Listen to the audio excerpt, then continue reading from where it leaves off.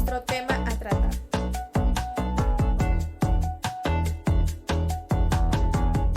Nuestra legislación en nuestro país, las cuentas de obligaciones son los hechos jurídicos, según justifican en los últimos pasos de obligaciones, son los contratos, derechos, contratos y pagos en derechos. Se logra inferir que el contrato es una actividad principal de las obligaciones por su referente segregación de enlace de la sociedad. Se destaca que estas relaciones pueden ser tanto con las cosas de la naturaleza como la personalidad. Las relaciones públicas que, en modo como las cosas, que pueden encargarse en términos de las cuales se consideran patrimonios, como el derecho de propiedad, sucesiones hereditarias y contratos. Por otro lado, las relaciones que se establecen entre las personas pueden ser tanto extrapatrimoniales y patrimoniales. Las extrapatrimoniales se refieren a aspectos como la existencia o la capacidad de las personas físicas o jurídicas. El matrimonio y parentesco, mientras que las patrimoniales se refieren a las obligaciones. Obligaciones y cuáles son sus elementos.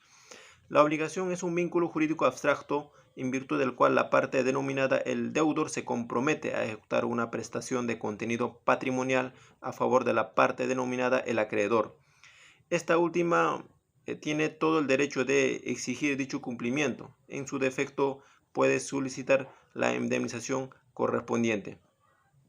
Ahora voy a hablar con referente a los elementos de las obligaciones. Tenemos 4. El primero sería los sujetos, el segundo sería el objeto, el tercero sería el contenido patrimonial y el cuarto la exigibilidad. Cuando hablamos de los sujetos en las obligaciones, tiene que haber por lo menos 2 sujetos. Uno que vendría a ser el deudor y el otro acreedor. El deudor es denominado la parte pasiva de las obligaciones y el acreedor es la parte activa de las obligaciones. El deudor es el quien se compromete con ejecutar el objeto de las obligaciones y el acreedor es el quien tiene todo el derecho, ¿no?, de exigir el cumplimiento de esa prestación. Cuando en las obligaciones, cuando hablamos de varios sujetos, por ejemplo, ¿no?, cuando existen varios deudores, un solo acreedor, o cuando existen varios acreedores, un solo deudor, o también puede ser varios acreedores, varios deudores. Ante estos casos nosotros en las obligaciones nos encontramos o estamos hablando con relación a la pluralidad de sujetos. También en las obligaciones, cuando participan una pluralidad de sujetos, es conocido como las obligaciones divisibles, obligaciones indivisibles, obligaciones mancomunadas y obligaciones solidarias. Bien, el objeto. El objeto es uno de los elementos también de las obligaciones. El objeto de las obligaciones es la prestación. Se define también como la actividad humana que va a tener que ser desplegada por el deudor. Esto consiste en un efectivo de dar, en un efectivo de hacer o en un efectivo de no hacer. Asimismo, hablamos del contenido patrimonial, que es uno de los elementos esenciales. Esto se refiere al valor económico, ¿no?, en una obligación. En todas las obligaciones siempre va a haber un valor económico, un interés, ¿no?, de por medio. Asimismo, uno de los elementos más importantes sería la exigibilidad. La exigibilidad no es uno de los elementos que favorece mucho con relación al acreedor. El acreedor tiene todo el derecho, ¿no?, y está amparado por todas las normas legales y tiene todo el derecho, como ya mencioné, de exigir el cumplimiento de una prestación. Y el deudor pues tiene que acatar con ejecutar dicha prestación. Si en caso que el deudor se niega a ejecutar una prestación, el acreedor va a tener que exigir mediante las normas legales, ¿no?, ya sea judicialmente o forzosamente. Asimismo puede solicitar las indemnizaciones correspondientes por daños. Como segundo punto a tratar, ahora les mencionaré acerca de las fuentes de las obligaciones. Ustedes se preguntarán, ¿qué son las fuentes de las obligaciones? Si bien es cierto, las fuentes de las obligaciones son aquellos hechos en los cuales se va a generar lo que es una obligación de una forma legal, ya siendo esto exigible. Entonces, cuando nosotros hablamos de aquellas fuentes de obligaciones, nos referimos a aquellas que son comunes y específicas. Por parte de las comunes tenemos lo que son la voluntad humana y la ley. Si bien es cierto, sabemos que la voluntad humana es aquella en donde la persona realiza, valga la redundancia, de una manera voluntaria, sin que estas partes hayan realizado un contrato de por medio entre sí. Un claro ejemplo dentro de la voluntad que se puede ver es el compra y venta de un automóvil. Si bien es cierto, el acreedor tiene la responsabilidad de entregar dicho bien, en este caso el vehículo, hacia el deudor. Y el deudor como tal deberá realizar dicho pago correspondiente al acreedor por el bien que se le ha otorgado. Ahora, dentro de la voluntad tenemos dos tipos de contrato. En este caso tenemos el contrato unilateral y el contrato bilateral. Si bien es cierto, en el contrato unilateral solamente una de las partes tendrá que realizar esta obligación, mientras que la otra no. Un claro ejemplo de esto para entenderlo mucho mejor sería, por ejemplo, que yo haga un préstamo hacia el banco. Voy y le digo, señor, deme un préstamo de 5.000 soles, por el cual yo estaré obligada a realizar el pago correspondiente de ese préstamo, mientras que el banco no como tal, ¿no? Dentro del contrato bilateral es lo contrario. ¿Por qué? Porque en el contrato unilateral solamente una de las partes cumple la obligación, mientras que en la bilateral no. En la bilateral deberán ambas partes cumplir con dicha obligación. Como lo expliqué en el ejemplo anterior, en el contrato de, por ejemplo, uno de compra y venta de un automóvil. Aquí ambas partes deberán realizar su obligación, el cual es uno de entregar el vehículo y del acreedor, que sería ese, y el deudor deberá de realizar el pago, ya que de esta manera estará realizando o cumpliendo con su obligación establecida en el contrato. En el tanto de la ley es aquel en la cual interpone una obligación, aún así no haya un contrato entre las partes, en este caso entre el acreedor y el deudor. Ahora mencionaré acerca de las fuentes específicas. Si bien es cierto, aquí encontramos los cuasicontratos. Entonces, ¿qué son los cuasicontratos? Bien, los cuasicontratos son aquellas acciones que realiza el sujeto sin la intención de dañar o matar a otra persona, pero por su actuar negligentemente va a hacer que esto se dé. Bien, ahora un claro ejemplo dentro de los cuasicontratos se puede mencionar a una persona, por ejemplo, ¿no?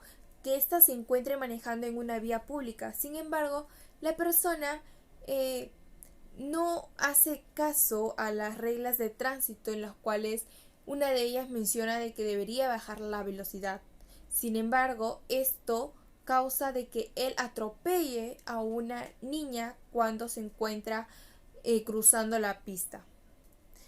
Esto quiere decir que la persona causa el daño, pero sin la intención de realizarse como tal o de matarla. Por lo cual, lo que sí generaría es de que esta persona tenga que darle una indemnización por los daños y perjuicios causados hacia esta menor. En el cuasicontrato se da cuando no es de una manera formal, ya que este como tal puede ser de una manera voluntaria por alguna de las partes. Entonces, un ejemplo de este puede ser de que el señor alquile cuartos, sin embargo, este por alguna emergencia viaja y al viajar deja a cargo a su hijo quien cobre el arrendato o alquiler de estos cuartos. Y por dicho acuerdo de estas partes se da este cuasicontrato como tal. El delito como tal es aquella acción u omisión la cual es penada y ejecutada por la ley, en la cual las partes que realicen un delito son aquellas personas quienes los realizan aún sabiendo y con la intención de causar daño o matar a esta como tal. Un claro ejemplo de esto vendría a ser algún señor cuando le agarra del cuello a su esposa con la intención de querer ahorcarla para matarla, ya sea por celos o alguna otra. Dicho todo esto, se puede llegar a la conclusión de que las fuentes de las obligaciones son diferentes medios de los cuales se puede dar de una manera voluntaria humana o por la ley, ya que de esta manera se puede surgir y establecer obligaciones entre dos o más personas. Con la exposición, la importancia en las fuentes de obligaciones. En el Código Civil, las obligaciones nacen del concurso real de dos o más voluntades. Esto se da en contratos y acuerdos. Los hechos espontáneos a aquellos que están obligados, como la herencia, la aceptación del patrimonio y todos los cuasicontratos. En el Perú, es importante establecer la base legal para la creación y cumplimiento de contratos y acuerdos entre personas y empresas. Por ello, conocer las fuentes es esencial para establecer el derecho, entender el derecho, como la responsabilidad que hay entre las partes involucradas en estas obligaciones. La fuente del deber es un hecho legal que las causa. Existen otros criterios para clasificar a las obligaciones, como por la naturaleza de su prestación. Son hechos y actos jurídicos que crean, transfieren, modifican o extinguen facultades y deberes jurídicos, cuyo contenido sea una prestación de dar, hacer y no hacer. Es importante conocer las fuentes para entender que las obligaciones se generan en diferentes situaciones. Doy paso a mi siguiente compañera. Mi conclusión sería que, mencionando que en la importancia de las fuentes de las obligaciones, el contrato es la principal fuente de obligaciones por su constante celebración en la vida diaria de cualquier sociedad. Gracias. A continuación, yo les voy a hablar acerca de la clasificación de las teorías de las fuentes de las obligaciones. Vamos a mencionar tres de ellas. Primero están lo que son los contratos. Los contratos van a ser actos jurídicos bilaterales. ¿Por qué bilaterales? Porque al menos se tiene que necesitar de dos personas para que estos se puedan realizar. En el derecho romano los contratos no van a ser definidos, pero sí mencionados. Además, el concepto que aparece es el del pacto, como un acuerdo de voluntades y que se distinguió del contrato por no generar acciones. Entonces, nosotros podemos decir que el contrato va a ser todo acuerdo de voluntades realizado con las formalidades que la ley va a indicar y que va a poseer un nombre civil, está como compra y venta, como mandato, locación, y que está protegido por una acción para poder exigir su cumplimiento. Actualmente las palabras contrato y pacto van a ser sinónimas, y también el contrato no va a ser necesario que sean escritos o que cumplan todas las formalidades, salvo que la ley lo estipule, lo disponga, como ocurre, por ejemplo, en un contrato de compra y venta de un inmueble, que va a ser necesario que haya una escritura pública. Los cuasicontratos nacen de actos voluntarios de una persona que se obliga. Van a haber dos características de ellos, que primero va a ser que sean lícitos y el segundo que no surjan de un contrato. Van a haber tres tipos. Primero está la agencia oficiosa. El siguiente tipo va a ser el pago de lo no debido. Es cuando una persona ha realizado un pago indebido y va a tener derecho a que sea reembolsado. Por ejemplo, una persona deposita en una cuenta bancaria que no tenía que hacerlo y la persona que recibe el dinero va a tener que devolverle esta misma cantidad, ¿no? Y el tercer tipo es la comunidad. Es cuando dos o más personas usan o gozan de una cosa en común, siempre y cuando no haya celebrado un contrato, una convención o una sociedad. Por ejemplo, la herencia es un cuasicontrato donde cada uno de los comuneros que vive en la misma, que tiene la cosa en común como herederos en las deudas hereditarias, ¿no?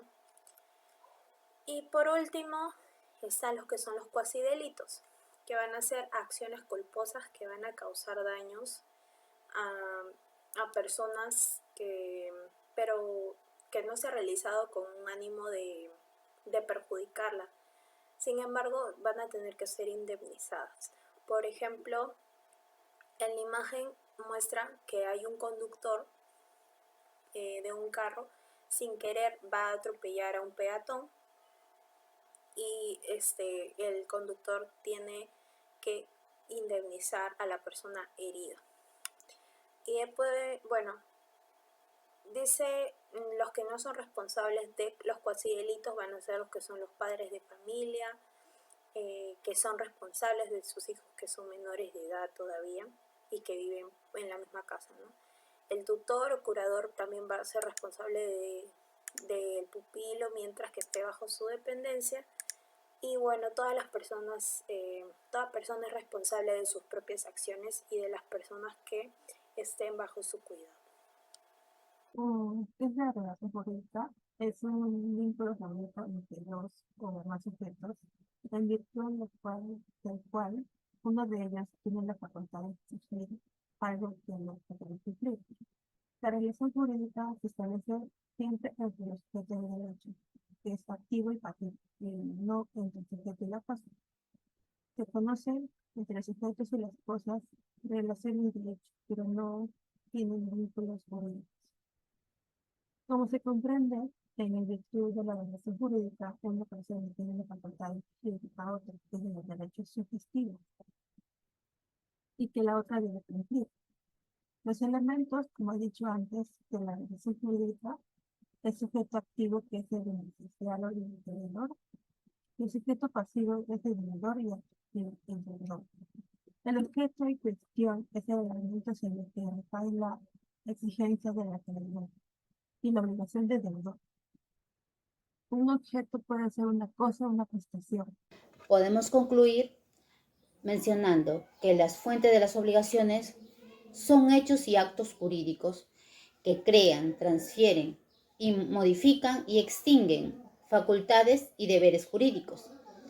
El objeto de la obligación es la prestación prometida de decir aquello que el deudor está obligado y el acreedor tiene derecho a exigir. Gracias.